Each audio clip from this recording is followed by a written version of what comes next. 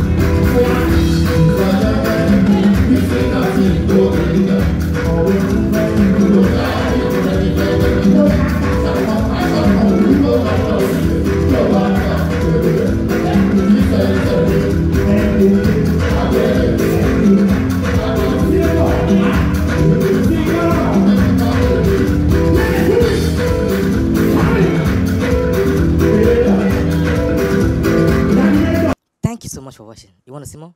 Click below and subscribe because we drop video every day. And if you have a show coming up, campaign, any kind of event, call us, we'll be there. And we are showing appreciation to our fans. So we are organizing a talent show which will hold on the 3rd of August 2018, which the best performance will be walking away with the cash prize and will be promoted on Boa TV for 2 months. So if you want to participate or need more info about this show, call this number below or check out this banner. Thank you.